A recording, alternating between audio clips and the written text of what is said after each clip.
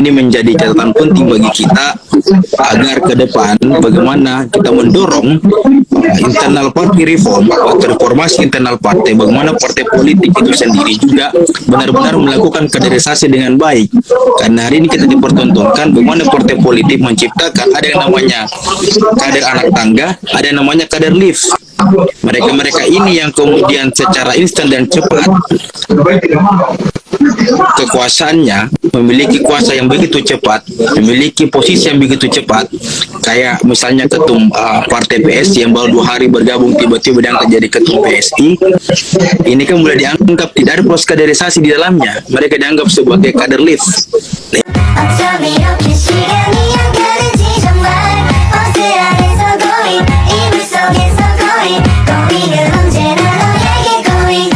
Bagaimana menanggapi selaku Direktur Eksekutif Suraja, konsultan politik, sebagai pengamat politik menanggapi hal itu, apakah memang benar bahwa yang terjadi saat ini penentuan batas usia itu kan memang keputusan politik dari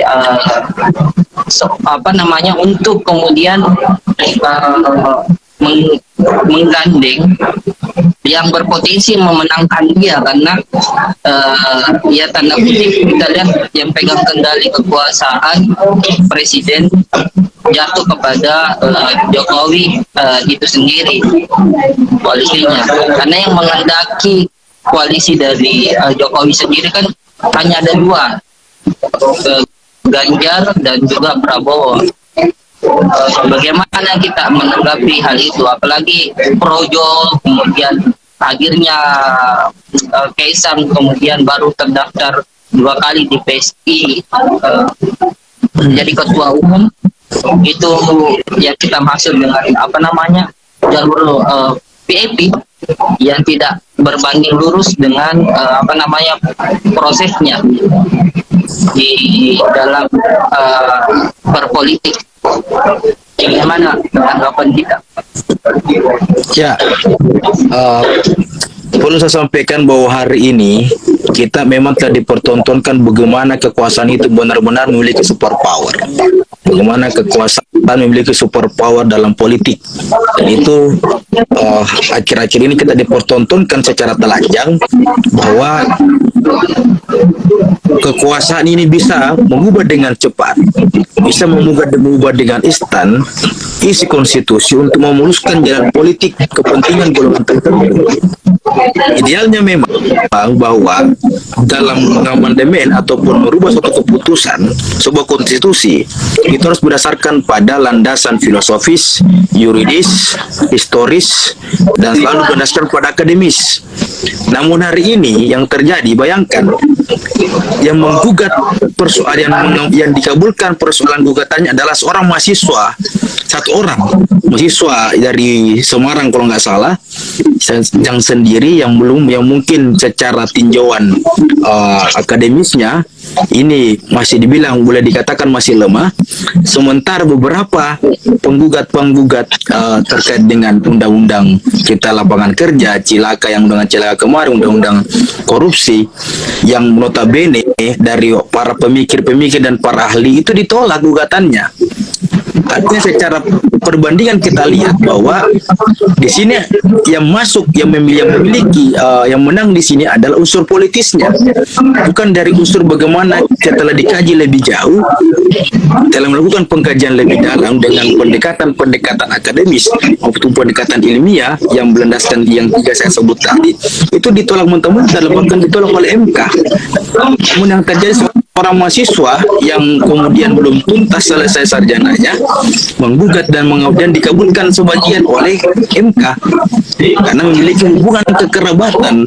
Dan kalau kita gali lebih jauh, mereka memang memiliki hubungan kekerabatan antara penggugat itu sendiri, pemohon itu sendiri dengan dalam artian keluarga presiden hari ini, sehingga saya boleh katakan bahwa memang kondisi demokrasi kita hari ini, kita sangat telanjang dipertontonkan demokrasi kita yang boleh dikatakan kita dipukul mundur.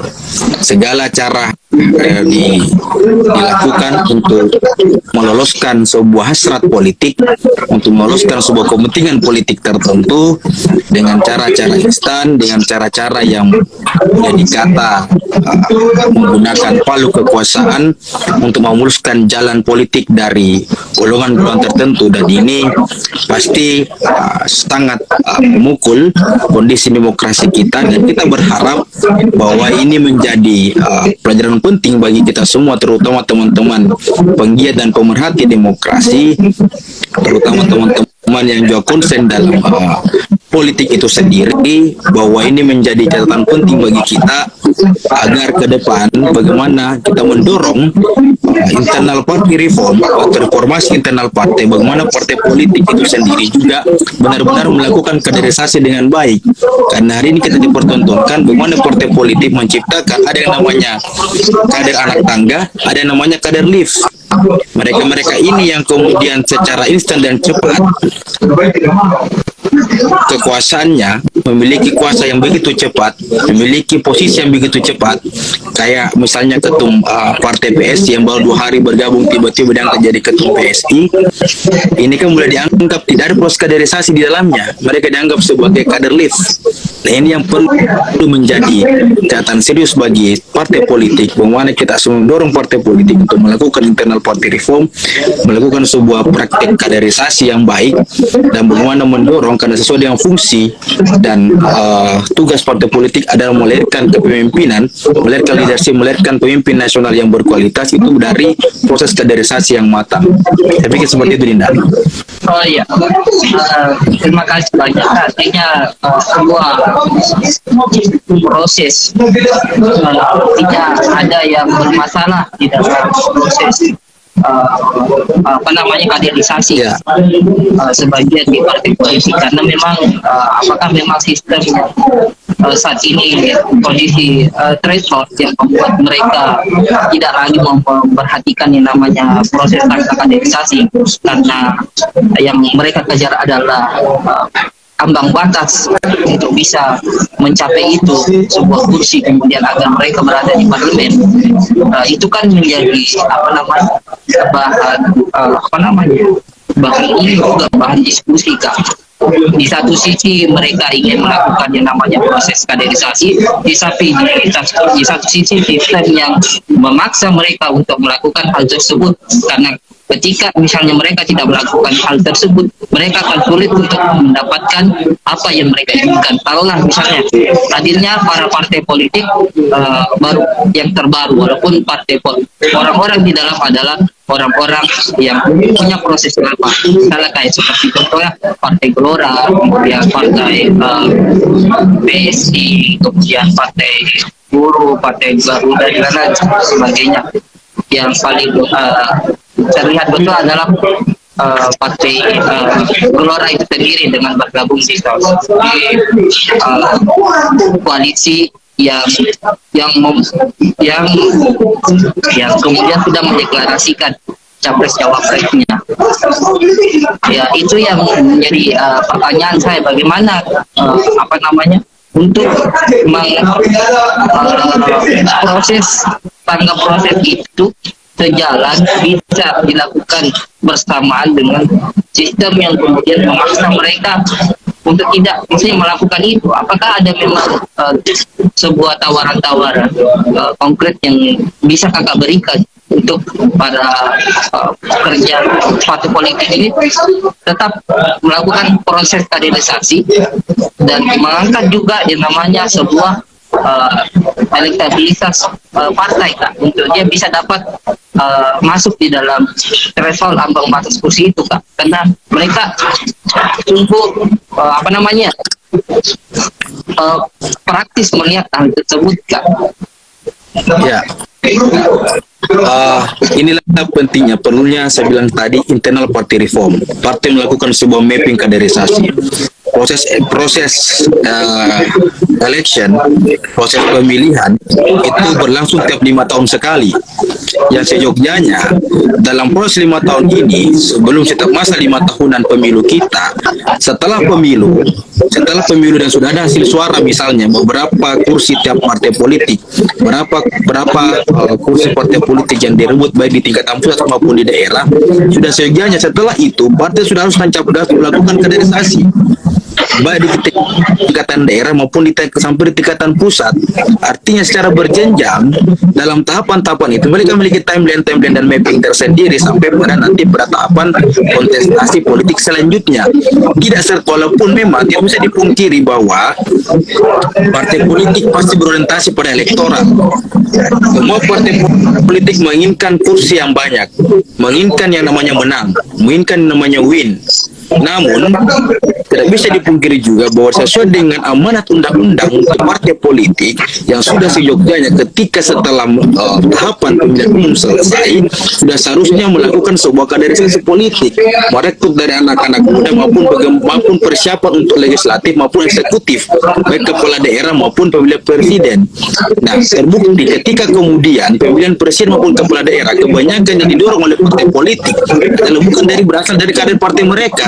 Yang seharusnya partai politik sebagai laboratorium kaderisasi kepemimpinan yang didorong adalah orang-orang dari partai politiknya sendiri, didorong di tingkat eksekutif maupun legislatif. Ini tidak didorong adalah mereka yang kemudian berangkat dari memiliki isi tas yang cukup besar, memiliki rekening yang gendut, itu yang dianggap bisa memenangkan sebuah pertarungan.